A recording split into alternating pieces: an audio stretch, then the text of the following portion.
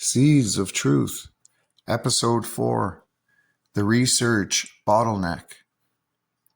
The story of cannabis is not only a story of prohibition, it is a story of scientific opportunity denied. For decades, legal, political, and industrial forces conspired to restrict access to the plant, shaping what could be studied, by whom, and under what conditions. This created a research bottleneck that delayed the understanding of the endocannabinoid system and the therapeutic potential of hundreds of cannabinoids and bioactive compounds. The consequences of this bottleneck continue to reverberate through medicine, public health, and society. Following the 1937 Marijuana Tax Act and reinforced by the 1970 Controlled Substances Act, cannabis was placed under Schedule I classification, defined as having no accepted medical use and a high potential for abuse. This classification was not based on biology, but on economic and political interests. Laboratories needed special federal licenses to study the plant. Researchers were limited to government-controlled cannabis supplies, often of low potency or genetic uniformity, and funding was scarce. Entire areas of inquiry, minor cannabinoids, terpenes, compounds, receptor interactions, and system-wide endocannabinoid system mapping remained largely inaccessible for decades.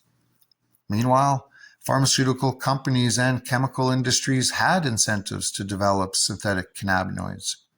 Patented molecules offered narrow, controllable pathways into the endocannabinoid system, generating profit while keeping research away from the full-spectrum plant.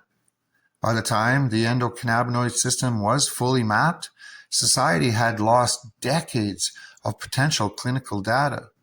Patients relied on addictive opioids, benzodiazepines, SSRIs, or other pharmaceuticals to manage symptoms that could have been treated naturally, safely, and systemically with cannabis.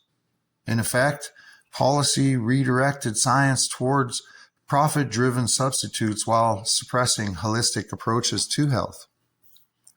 The bottleneck extended beyond the lab. Funding agencies, university boards, and publication gatekeepers often discouraged or blocked cannabis research. Ethical reviews were complicated by federal restrictions, and clinical trials faced near impossible regulatory hurdles. Even international collaborations were limited due to the 1961 Single Convention on Narcotic Drugs, embedding U.S.-style prohibition into global law. While researchers mapped other complex biological systems, the endocannabinoid system remained understudied, and the therapeutic potential of minor cannabinoids and synergistic compounds was largely speculative. The effects were not abstract. Lack of research meant decades of preventable suffering.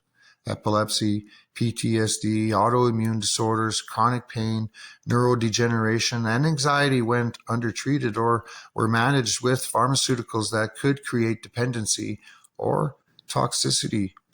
Generations of patients, particularly in marginalized communities, were denied access to effective treatment while industries profited from synthetic alternatives. Knowledge of the endocannabinoid system, mediated nutrition, circadian regulation, and lifestyle interventions was delayed, leaving public health fragmented and reactive rather than preventative. Even as research slowly advanced, the bottleneck shaped what questions could be asked.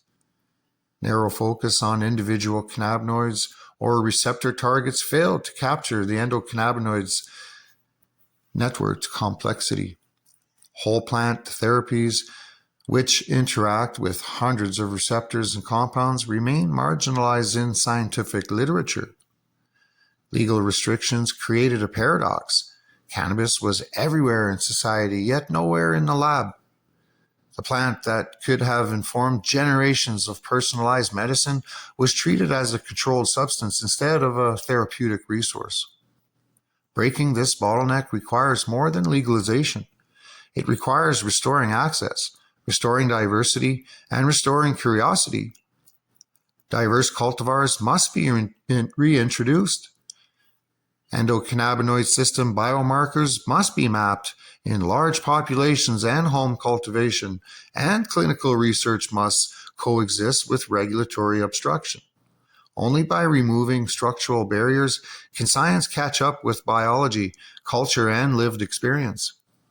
The lessons of the research bottleneck are clear. When law, industry, and fear dictate what can be studied, knowledge is lost. Health is compromised and opportunity is stolen. Recognizing and correcting this system is essential to reclaiming medicine, justice, and autonomy.